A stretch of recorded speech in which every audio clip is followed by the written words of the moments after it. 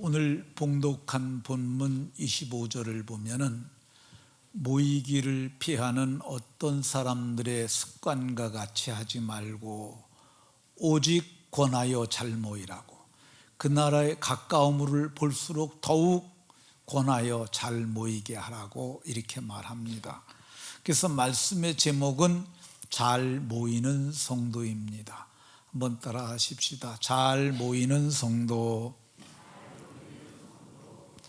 네, 옆 사람과 서로 눈을 보고 이렇게 말을 합니다. 복을 빌어줍니다. 잘 모이는 성도가 됩시다. 네,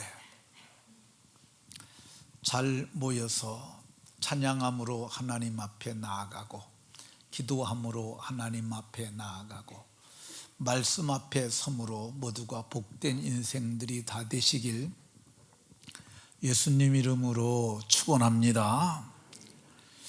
우리는 지난 3년간 코로나19가 세계적 대유행, 영어로는 팬데믹이라고 하는데, 팬데믹을 지내면서 모이기가 힘든 시절을 지냈습니다. 정부는 공권력을 이용해서 행정명령이라는 이름으로 규모가 크든 작든 모든 교회는 20명 이하로 영상을 송출할 인력만 모여 예배하고 나머지는 모두 영상으로 예배하라고 했습니다. 참 민주국가에서 이런 일이 일어나면 안 되는데, 공장은 모여도 되고 지하철은 빽빽하게 앉아서 가도 되고 교회는 마스크 쓰고 앉아 있는데 그래도 20명 이하에만 된다고, 공정도 아니고 정의도 아닌 참으로 안타까운 방법으로 교회를 박해를 했습니다. 교회는 무력하게 따를 수밖에 없었고, 저는 목사로서 참으로 속상하고 안타까운 시간을 보낸 시간이었습니다. 방송으로 계속 교회에서 확진자가 나오는 것을 보도하니까 자녀 세대들은 교회 가지 말라고, 교회 가면 코로나 옮는다고 이렇게 말을 하고, 그래서 자녀의 말을 따라서 부모님 세대는 또 교회를 나오지 않는 분들이 혹이 계셨습니다. 근데 실제로 교회에서 코로나가 확산이 됐느냐, 저는 다른 교회는 잘 모르고 저희 교회에서만 보면은, 제가 이제 코로나가 걸린 분들은, 확진자들은 제가 다 보고를 받습니다. 근데 우리 교회에서 확진된 사람은 두 사람 있습니다.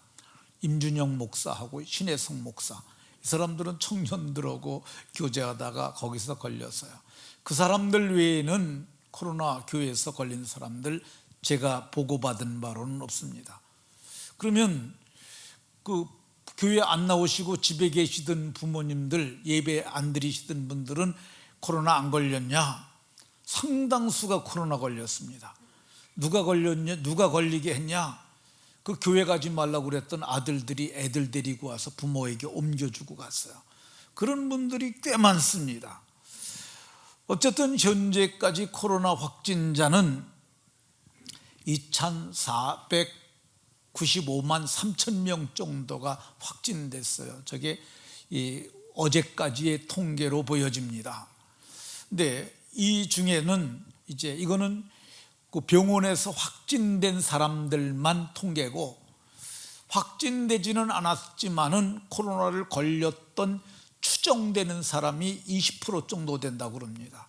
왜 그러냐면, 코로나 걸렸다고 그러면 회사에서 그동안 일하지 않은 거 다 취하고 그러는 회사들도 있고, 그러니까 걸렸음에도 마스크 쓰고 출근한 사람들이 꽤 많다고 그럽니다.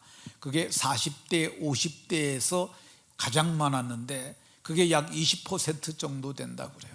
그러면 걸린 사람이 4만 7천 명 모자라는 2,500만인데, 그렇게 따지면은 이 3천만 명 이상이 20%면 500만 명이거든요. 그러면 약 3천만 명이 걸렸다는 얘기입니다. 그러니까 5명 중에서 3명이 걸렸다고 봐도 됩니다. 이렇게 다 걸릴 거면은 K방역이 뭔 소용이 있었으며 이게 난리를 쳤나 싶기도 합니다. 의외로 북한은 코로나 확진자가 많이 늘어나는데 거기는 백신도 없었어요. 그래서 북한 코로나 확산되기 시작했다니까 우리나라에서 주겠다 그랬는데 안 받겠다. 그 사람들 그렇게 하고, 그 사람들은 한두 달 만에 코로나를 싹 잡았어요. 그 북한 영상을 보면은 북한 사람들 마스크 안 쓰고 다녀요. 제가 그걸 어떻게 잡았을까 생각을 해서 궁금해서 인터넷 쳐봤더니 그 인터넷에 안 나와요. 그 누구도 모르는 거야. 근데 제가 생각하건대 중국식을 북한이 사용하지 않았을까. 중국은 봉쇄잖아요. 봉쇄. 딱 막아놓고 못 나오게 하는 거잖아요. 근데 사실 한 20일씩만 딱 꼼짝도 안 하게 되면 코로나 그 집에서 걸린 사람들 그 집 그 식구 딱 끝나고 오면 딱 끝납니다. 만일 그렇게 했다 그러면은 북한이 코로나는 잡았을지라도 통제가 가능한 자유가 없는 사회라는 그런 반증이 되기도 합니다. 어쨌든 코로나 때문에 겁먹은 성도들이 많이 위축이 돼가지고 모이기를 패하는 일에 참여한 사람들이 꽤 많습니다. 오늘 성경이 그러잖아요. 모이기를 피하는 어떤 사람들의 습관과 같이 하지 말라고 그랬는데, 이 모이기를 피하는 어떤 사람들의 습관을 따라간 사람들이 많이 있다는 것입니다. 그러면 성경은 뭐라 그러냐? 모이기를 피하는, 모이기를 못하게 하거나 모이지 않겠다고 하는 사람들의 습관과 같이 하지 말고 오직 권하라고 얘기를 합니다. 오직 권하여. 권하는 게 어떻게 하는 거야? 이 교회를 코로나 때문에 안 나간다고 그러면 되겠어요?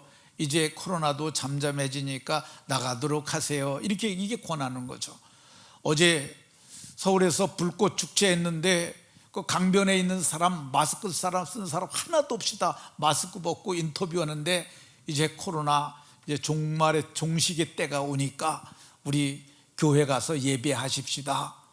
담임 목사님이 그러는데 우리 교회에서 코로나 걸린 사람, 우리나라에서 우리 교회에서 코로나 감염된 사람은 목사님 2분밖에 없다니까, 그 사람들은 청년들 이렇게 교제하다 그렇게 됐다 그러니까 교회 가서 코로나 안 걸리니까 그러지 말고 교회 가십시다.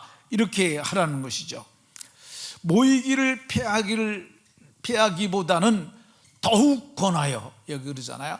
그날이 가까울수록 더욱 그리하자 그랬는데, 그날이 어떤 날이냐면 디데이야. 디데이.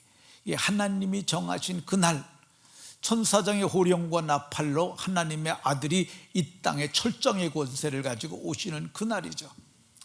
그날이 가까움을 볼수록 우리는 그날이 가까움을 보지 않습니까? 이 종말의 거울이 소돔과 고모라예요. 소돔과 고모라가 거울이라고 베드로 사도께서 말씀하셨어요. 이 소돔과 고모라가 어떻게 멸망했습니까? 멸망하던 그날 이 롯의 집에 천사 둘이 들어갔는데 저녁 때가 되니까 사람들이 그 집을 다 둘러쌌어요. 그러면서 뭐라 그러냐면 그 사람들을 우리에게 내주라, 이끌어내라, 우리가 그들과 상관하여야 하리라. 이 상관이라는 게 성적 관계를 뜻하는 그런 말이에요. 그러니까 거기에 남자, 여자, 늙은이, 젊은이 다 모여갖고 그러니까 이게 혼음을 하겠다는 거죠. 동성애예요. 그거 하나님이 아주 싫어하는 거야. 그게 우리에게 가까이 옴을 우리는 보지 않습니까? 얼마 전에 자살해서 죽은 서울시장 박원순 씨, 그 사람이 공식으로 발언한 게 뭐냐면 이 아시아에서 우리나라가 최초로 동성애 합법화되는 나라가 되길 자기는 원한다고 그랬어요. 근데 그 사람도 동성애를 했나 봐요. 뭐 그 부분에 대해서는 다들 쉬쉬하는데 어쨌든 그 사람 그렇게 하다가 자살하고 말았어요. 성경은 이 모이기를 피하는 어떤 사람들의 습관을 따르지 말고 더욱 잘 모이라고 그러고, 안 나오는 사람들에게는 가서 권하라고 얘기를 하고 있습니다. 더욱 권하라고 그랬는데, 이게 편지가 쓰여진 게, 히브리서가 쓰여진 게 2000년 전에 쓰여졌어요. 2000년쯤 전에. 그럼 그때 무슨 방법이 있겠어요? 전하는 방법이 찾아가는 거죠. 그러니까 찾아가서 전하는 거야. 오늘날에는 우리가 저들을 권하는 방법이 여러 가지 있습니다. 안 나온 사람에게 문자라도 보내는 거죠. 목자들은 이 말을 귀담아 들어야 합니다. 안 나온 성도들에게 형편을 묻고 그들에게 권하는 거야. 어떻게 권하냐? 더욱 권하라고 얘기를 합니다. 여러 가지 이유를 말하면 그 이유가 합당하긴 하지만 그래도 우리는 믿음의 사람이 아닙니까? 그러니까 우리 예배하도록 하십시다. 다음 주일에는 꼭 보십시다. 이렇게 권하라고 말하고 있습니다.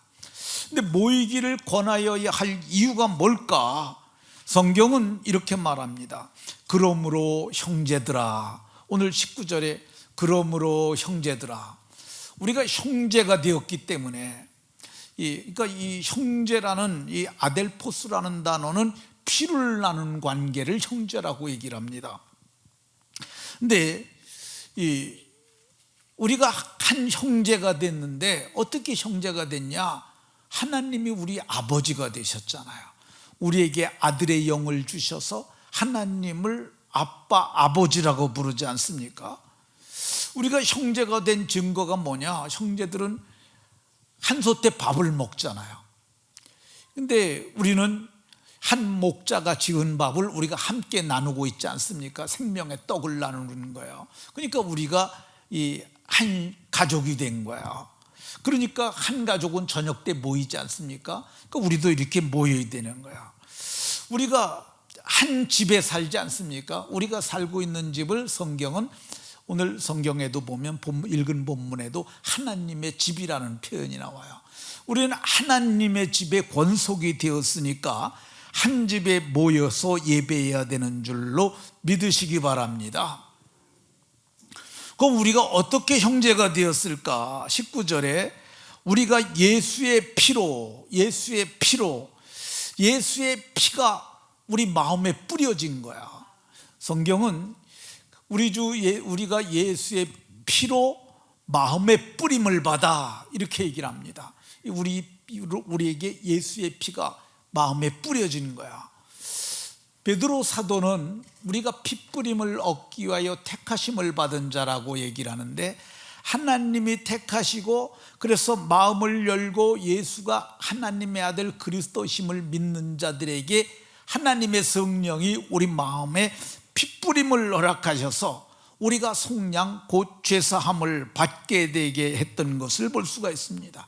그러니까 우리가 예수의 피를 힘입어 형제가 되었으니 하나님의 집에 잘 모여야 할 줄로 믿으시기 바랍니다. 우리가 모이기를 권하여야 할 이유가 뭐냐? 우리가 예수의 피를 힘입어 성소에 들어갈 담력을 얻은 사람들이 되었기 때문에 그렇습니다. 그러니까 이 성소는 지상의 성소가 있고 하늘의 성소가 있습니다. 근데 성경을 보게 되면 지금 우리가 10장 보고 있는데요, 9장 1절에 보면 첫 언약을 말을 해요. 첫 언약은 모세 언약입니다. 거기에 섬기는 예법과 세상에 속한 성소가 있더라, 이렇게 말합니다. 세상에 속한 성소는 이 평면도를 보면 저렇게 생겼습니다. 자, 보시면 1번이 지성소에 일자 쓰여 있죠. 제일 이쪽에 있는 건데, 영상으로는 저쪽입니다. 저쪽이 일자가 지성소. 2번 쓰여져 있는 게 분향단, 향을 피우는 분향단이에요. 그리고 3번이 떡상, 진설병이라고는 차림떡을 놓는 것이고요. 6개, 12개를 놓습니다. 그리고 4번이 등대, 등대는 7개의 불을 켜는 그 등대예요. 그리고 5번이 물두멍이라고 부르는데, 물을 물을 담아 놓는 큰 가마솥 같은 건데 그걸 바다라고도 불러요. 그걸 물두멍이라고 그러는데 제사장이 거기서 손을 닦는 등 정결 의식을 행하는 거고요. 그 6번이 번제단이에요. 번제단. 이 짐승을 불살라서 하나님께 드리는 것이죠. 이것이 그 성막의 평년도인데, 근데 여기에서 보면은 그 5번과 6번을 성막들이라고 부르고요. 그리고 그 2, 3, 4번이 있는 것을 그거를 첫 장막이라고 부르고, 그리고 이 1번을 둘째 장막이라고 이렇게 부릅니다. 근데 그 우리가 입체도면으로 이렇게 보게 되면은요, 지금 제사장이 서 있지 않습니까? 그게 휘장이 있어요. 거기 들어가게 되면 오른쪽에 떡상, 왼쪽에 등대, 그리고 지성소 앞에 분향단이 있고요. 그 분향단을 지나서 휘장을 열고 들어가게 되면 거기에 언약궤가 있어요. 이 언약궤는 금으로 만든 거예요. 그러니까 그 언약궤의 모형을 보게 되면 언약궤는 그림과 같이 생겼는데요, 저게 나무로 만든 건데 나무로 만들고 거기에다가 금으로 싼 거예요. 이게 나무로 만들어 가지고, 근데 나무가 조각목이라는 나무로 쓰였는데 그게 아카시아 나무의 일종이라고 그럽니다. 굉장히 단단한 나무인데 그걸 가지고 만들고, 그리고 그 겉에다 금을 입혔는데 그것이 둘로 나눠져요. 위에 거는 뚜껑이고 밑에 거는 그 함인데, 그 함 속에는 3가지의 신물이 들어있어요. 하나는 뭐냐면요, 하나는 만나를 담은 금항아리. 그러니까 이스라엘 백성들이 애굽에서 나와가지고 광야에 있는 동안 40년 동안 만나 먹고 살았거든요. 근데 하늘에서 내렸던 만나가 든 금항아리, 그리고 이 아론의 쌍난 지팡이, 이 지팡인데 지팡에서 싹이 나고 살구나무 열매가 달렸어요. 그게 아론의 자손들만 제사장이 될 수 있다는 표예요. 각 지파가 다 지팡이를 갖다 놨는데 이튿날 보니까 아론의 지팡이만 싹이 났어요. 그게 아론의 쌍난 지팡이. 그리고 모세가 시내 산에서 받은 2개의 돌판이 있어요. 그리고 그 위에 뚜껑 위에 여기 성경을 보게 되면 그 스랍이 날개를 연하여 있는데, 근데 이거를 속죄소라고 불러요. 한 스랍이 날개를 두 양쪽에서 연하여라는 말은 붙어 있다는 거예요. 근데 거기에 하나님이 신비하게 와 계셨고 거기로부터 구름 기둥과 불 기둥이 있었는데, 거기가 이 제사장이 1년에 1차씩, 그러니까 1년에 한 번만 들어가는 거야. 둘째 장막에는 이 1년에 1차씩 대제사장이 한 번만 들어가는데 그 들어가는 날이 7월 10일이에요. 그걸 속죄일이라고 불러요. 띄워주세요. 이 히브리서 9장 7절에 보면 홀로 1년에 1차씩 들어가되 1년에 한 번씩만 들어가는 거야. 7월 10일이 7월 성경에는 7째 달 열흘날이 속죄일이니, 근데 그때 제사장이 들어갈 적에는요 어떻게 들어가느냐 하면 그냥 들어가지 아니하고요, 그래서 그들이 염소나 송아지의 피를 멱을 따요. 멱통을 딴다는데 이게 심장으로 들어가는 그 대동맥을 끊는 거야.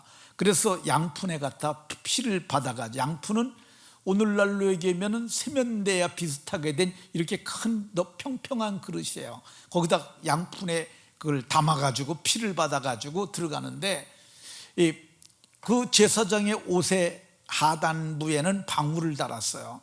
방울 소리가 나는 살아있다는 표죠.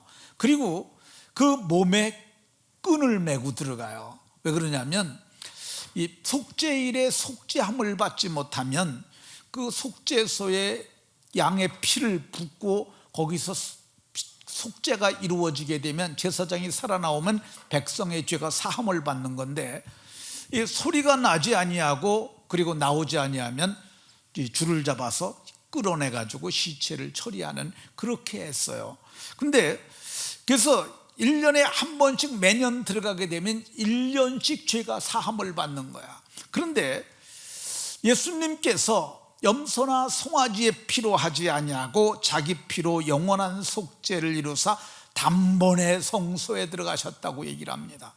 염소나 송아지의 피로 하지 아니하고 예수님께서 자기 피로, 십자가에 설 피로 매년 속죄제를 드리는 것이 아니라 영원한 속죄를 단번에 이루시고 하늘 성소에 들어가셨다고 이렇게 말씀합니다. 예수님께서 들어가신 그 길을 성경은 휘장 가운데로 열어놓으신 새로운 살길, 아까 우리가 휘장 봤잖아요. 둘째 휘장, 그 휘장을 제치고 열어놓으신 새로운 살길, 그 생명의 길이라고 이렇게 말씀합니다. 그럼 휘장을 어떻게 여셨느냐? 휘장이 이렇게 쳐져 있으니까 못 들어가잖아요. 근데 그거를 찢으셨어요. 어떻게 찢었느냐? 자기 휘장은 곧 그의 육체니라. 그의 육체를 찢을 때 성소의 휘장도 찢어진 거예요. 실제로 길이 열리는 순간에 지상에서 어떤 일이 있었냐? 예수님께서 십자가에 못 박혀 죽으실 때 엘리 엘리 사박다니 이렇게 말씀하셨어요. 근데 이게 엘리라는 말이 나의 하나님이라는 뜻이에요. 엘은 하나님, 리는 나야. 나의 하나님, 나의 하나님. 근데 이걸 사람들이 듣고 야, 엘리야를 부르나 봐.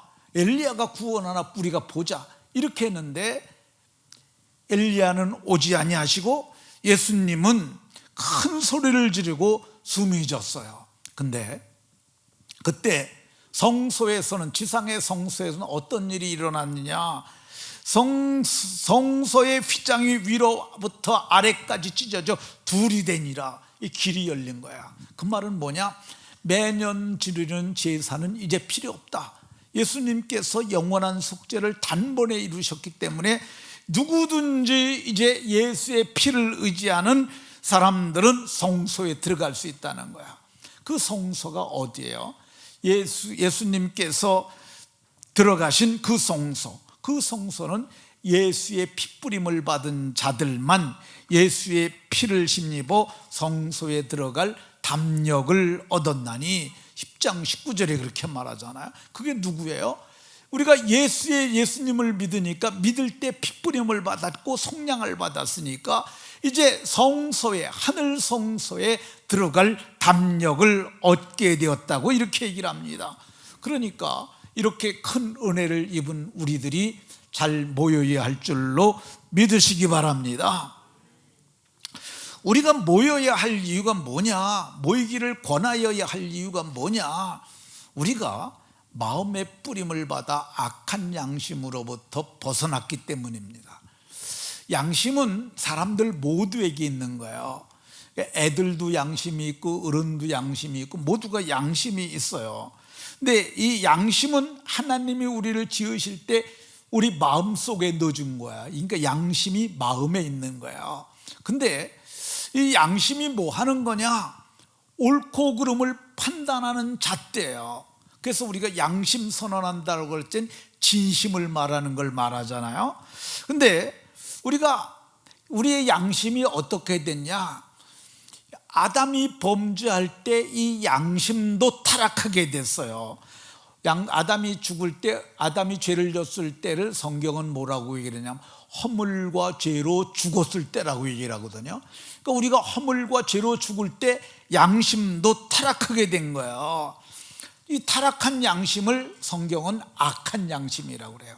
왜 그러냐면 이 양심이 마귀가 붙잡고 그 양심을 쓰고 있으니까 이 양심이 이 오작동하는 불완전하고 불확실한 그런 양심으로 변질되어 버렸기 때문에 그렇습니다. 이 악한 양심을 우리가 갖고 있게 되면은요, 어떤 일이 일어나냐? 마음이 더러워져요. 성경에 보면 악한 양심을 가진 사람들은 마음과 양심이 더러워지게 되고, 이 양심이 더러워진 것으로 계속 이 오판을 하게 되면은 그때는 양심이 화인을 맞아서, 화인은 불도장이에요. 불도장을 맞아서 양심이 제 기능을 못하게 된다는 것입니다.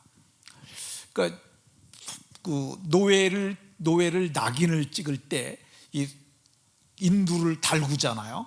그래갖고 짖잖아요. 그럼 짖을 때 처음에는 아주 몸소리를 칩니다. 너무너무 아프니까. 근데 고통스러우니까. 그런데 이게 계속되고 있으면 그때는 감각이 없어져요. 다 익어버렸으니까 더 이상 고통을 못 느끼는 거야. 근데 양심이 화인 맞아가지고 사람들이 다 모두가 오판을 하게 되었던 것을 볼 수가 있습니다. 제가 실제로 한 분 얘기를 하겠습니다. 채필근이라고 하는 목사님이 있습니다. 이분이 비교 종교학이라는 책을 썼어요. 근데 이분이 아주 우리나라 초창기에 예수 믿은 분이에요. 근데 이 채필근 목사님이 이 조선신학교라고 최초의 신학교죠. 그 다음에 평양신학교에서 교수를 하셨던 분인데, 이분 책이 저게 꽤나 괜찮은 명저예요.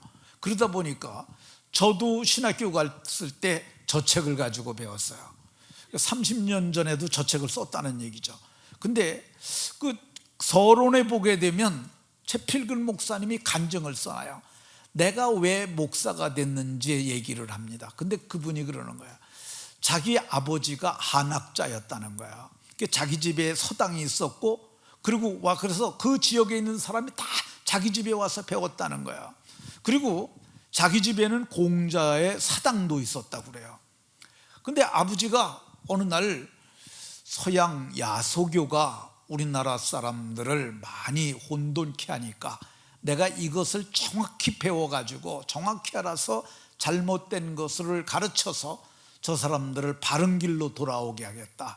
그러면서 성경책을 하나 구해가지고 그걸 가지고 방에 들어가셨는데, 방에서 그 바깥에는 화장실 가는 거 외에는 안 나오고 석 달을 계셨다는 거야.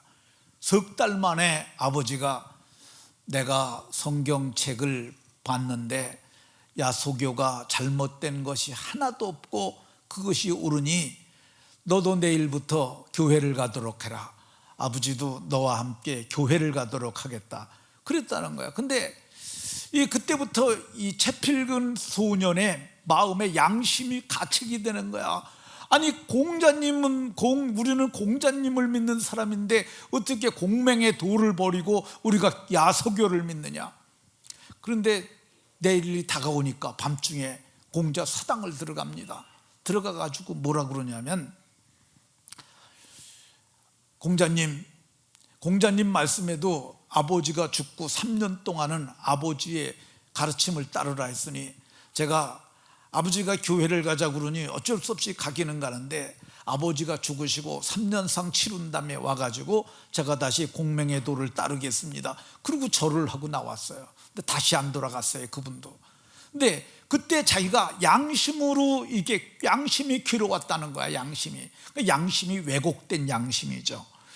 근데 우리가 예수의 핏부림을 받으면 마음으로 믿는 그 순간 핏부림이 이루어지는 거거든요. 그러면 그때 악한 양심으로부터 벗어나기 시작합니다. 악한 양심으로 벗어나게 되면은 그때 우리가 양심이 어떻게 되냐? 깨끗해져요. 그 성경은 깨끗한 양심을 갖게 됐다고 얘기를 합니다. 깨끗한 양심은 예수 믿는 믿음의 비밀. 믿음의 비밀은 예수님이 하나님의 그리스도고 그분이 우리 죄를 대신하여 죽으심으로 우리가 속량받는다는 그런 비밀이에요.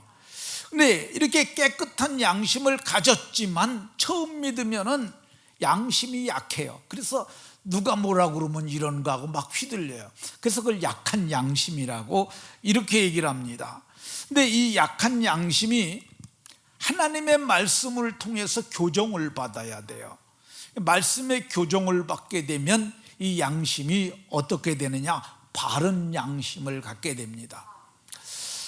이 요한복음에 보면은 가늠하다 현장에서 붙잡힌 여자가 예수님 앞에 끌려왔어요. 근데 그 사람들이 뭐라고 그랬냐면, 모세는 이런 여자를, 현장에서 잡힌 여자를 돌로 쳐 죽이라고 그랬습니다. 당신은 뭐라고 하겠습니까? 근데 만약에 예수님이 돌로 쳐 죽이라 그러면은, 이거 사랑하라고 가르치셨던 분이 돌로 쳐 죽이라 그러면 이게 말이 안 되잖아요. 근데 그냥 놔주라 그러면 모세의 율법을 또 어긴 분이 되는 거야. 그러니까 예수님이 그때 그들의 얘기를 들으시고 땅바닥에다 글을 썼어요.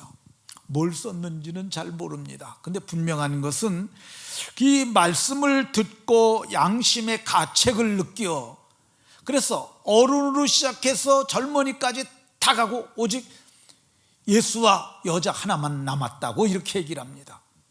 그러니까 이게 양심이 말씀으로부터, 그렇잖아, 이 말씀을 듣고 말씀으로 가책을 받아야 양심이 바로 세워지기 시작하는 거예요.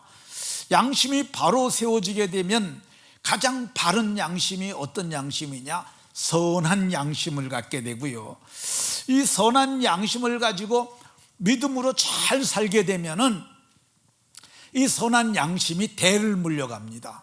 그래서 조상적부터 섬겨오던 이 청결한 양심으로 조상적부터 섬겨오던 하나님께 감사한다고 사도가 말했는데, 근데 청결한 양심을 자손들이 갖게 되는 거야.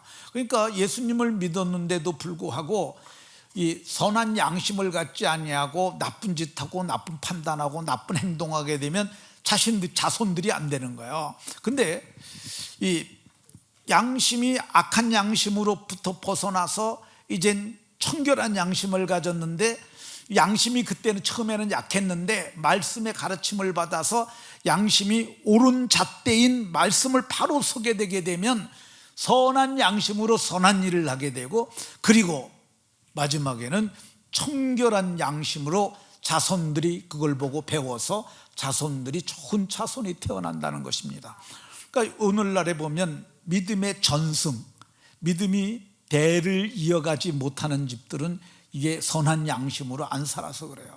그러니까 우리가 결단을 하고 이제는 누가 뭐래도 선한 양심으로 살아야 한다, 그렇게 살아야 할 줄로 믿으시기 바랍니다. 모이기를 권하여야 할 이유가 뭘까? 성경을 보게 되면 이렇게 말합니다. 우리가 참마음을 갖게 됐으니까, 이 참마음은 어떤 마음이냐? 악한 양심으로부터 벗어난 마음인데요, 이 마음을 가지고 마음을 다하고 뜻을 다하고 힘을 다하여 주 너희의 하나님을 사랑하고 이웃을 사랑하는 마음으로 살아갈 수 있는 그런 사람이 됐으니까 우리가 이제는 모여야 한다는 겁니다. 우리가 왜 모여야 하느냐?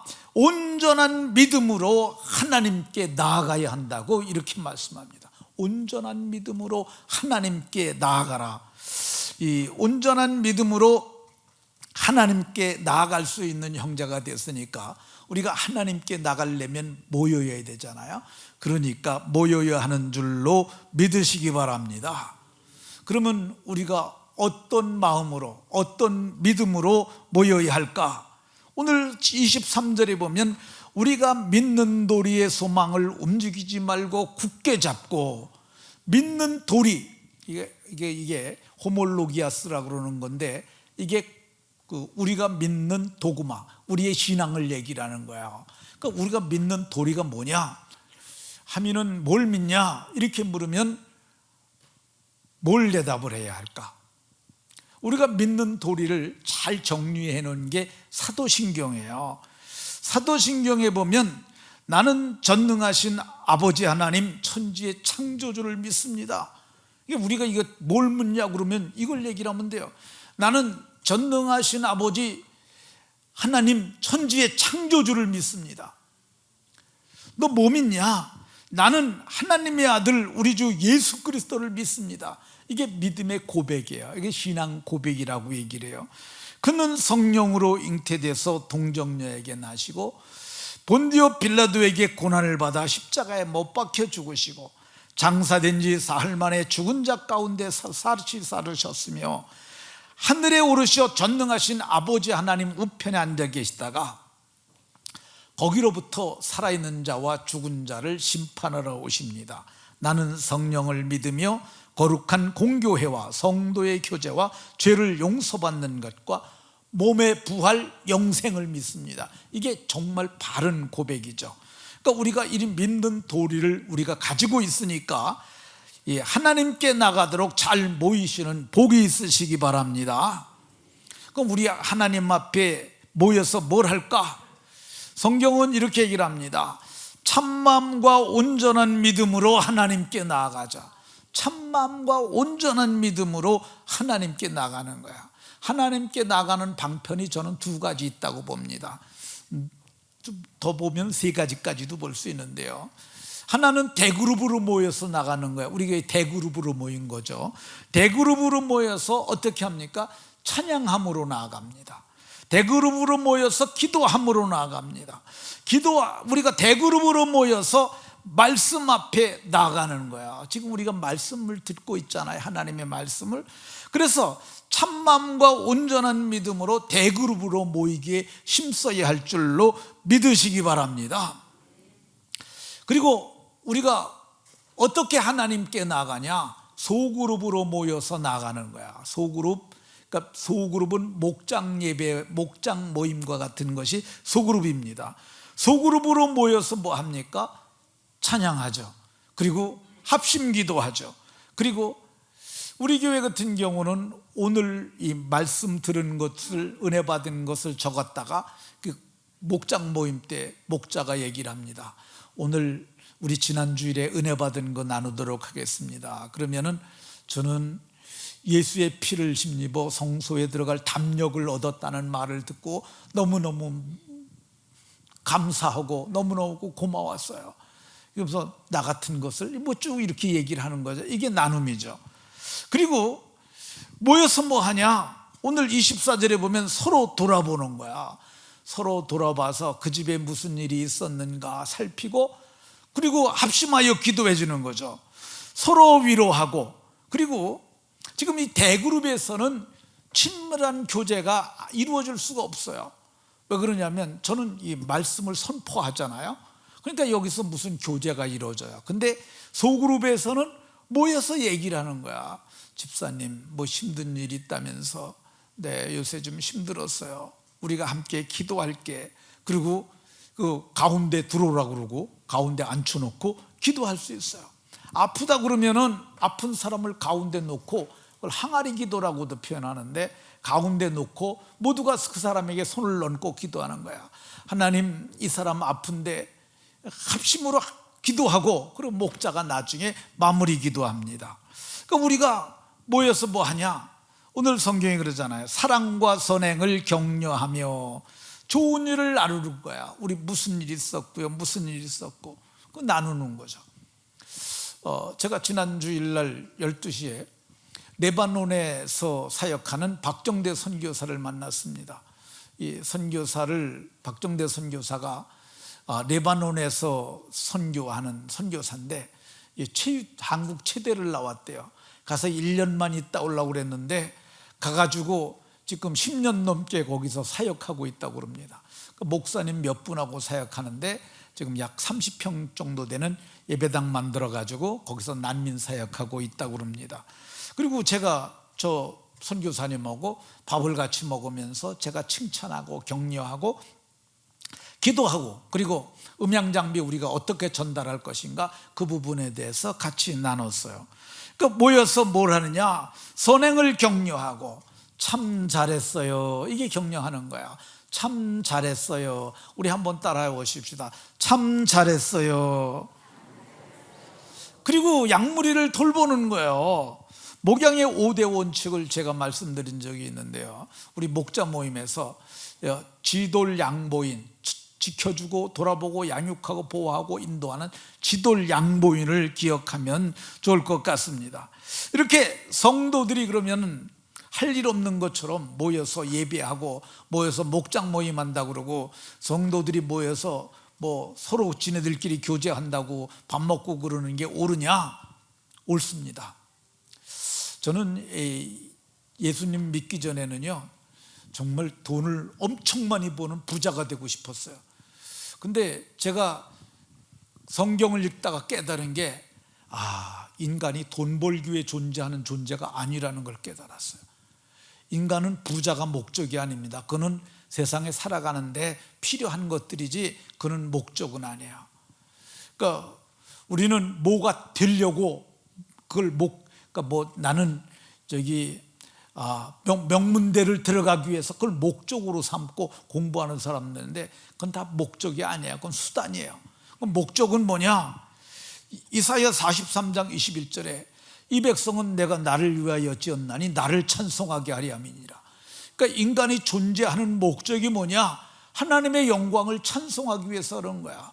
우리가 대그룹 예배를 모이기 위해서 존재하는 거고요. 그러니까 우리가 엿새 동안은 제7일 우리가 안식의 복을 누리기 위해서 그렇게 존재하는 거야. 존재의 가치를 바로 깨닫고 사는 복이 있으시기 바랍니다. 이렇게 잘 모이는 사람들에게 주시는 복이 있어요. 간단히 말합니다. 믿는 도리를 움직이지 않고 굳게 잡고 믿음으로 사는 복이 있어요.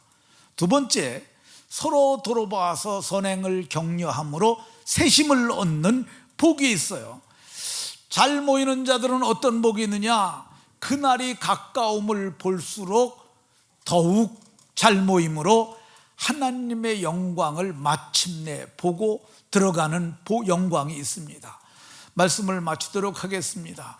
우리는 오늘 성경에 말하기를 마지막 때가 되면 모이기를 피하는 어떤 사람들이 있는데 너희는 그 사람들의 습관을 따르지 말고 잘 모이라고 얘기를 합니다.